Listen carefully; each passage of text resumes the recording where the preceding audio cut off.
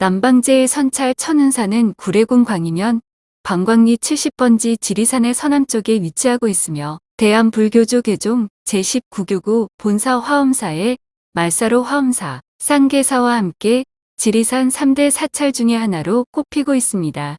절은 지리산 가운데서도 특히 밝고 따뜻한 곳에 자리하고 있는데 지리산의 높고 깊은 계곡에서 흐르는 맑은 물이 절 옆으로 펼쳐지고 우람한 봉우리가 가람을 포근히 둘러싸고 있습니다.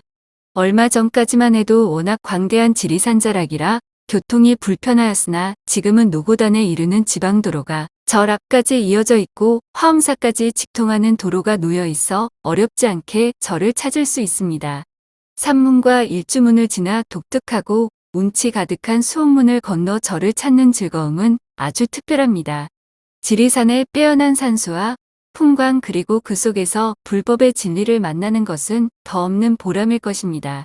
천은사는 신라 때 창건된 고찰입니다.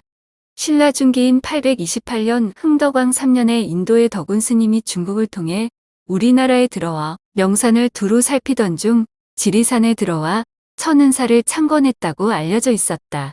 그러나 조선시대 천은사 중건 당시 지어진 극락보전 상량문에 의하면 창건과 관련하여 다음과 같이 기록되어 있다. 당 희종건부 2년 즉 875년에 영기 도성국사가 가람을 창건하였고 후에 덕운이 증수하였다. 그런데 일제시대에 간행된 구례읍지에는 이 기록에서 창건주 영기는 도성국사의 벼러인데 이것을 유래로 잘못 해석하여 도성국사 이후의 스님인 덕운을 창건주로 왜곡 전해지고 있었다. 우리나라의 많은 사찰들이 도성국사가 창건주로 되어 있는데 이는 중국 유학 시 일행선사로부터 3800 비보 사찰을 중건 혹은 창건토록 하라는 가르침에 따라 신라 조정에 긴밀히 모의하여 신라 국토 곳곳에 사찰과 탑을 건립하였던 점을 생각하면 천은사도 바로 이러한 경우일 것으로 짐작되는데 이렇게 볼 때 인근 화엄사의 창건 연대인 544년과 비교해 볼 때 도성국사가 창건했다기보다는 중창하였을 것으로 짐작된다. 따라서 창건주에 대한 기록은 밝혀진 바 없어 그 시기와 유래를 지금으로서는 알 수가 없다.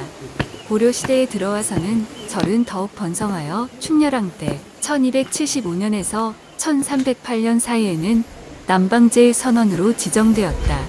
그 후 계속해서 많은 수도자가 진리의 광명을 터득하는 수행처로서의 역할을 이어나갔다. 그러나 아쉽게도 절의 역사 가운데 많은 부분이 공백으로 남아있고 더욱이 조선시대에 들어와서는 임진왜란 등의 병화를 겪으면서 대부분 소실되는 등 점차 쇠퇴의 길로 접어들었다. 이후 다시 역사에 등장하는 것은 1610년 광해군 2년의 일이다.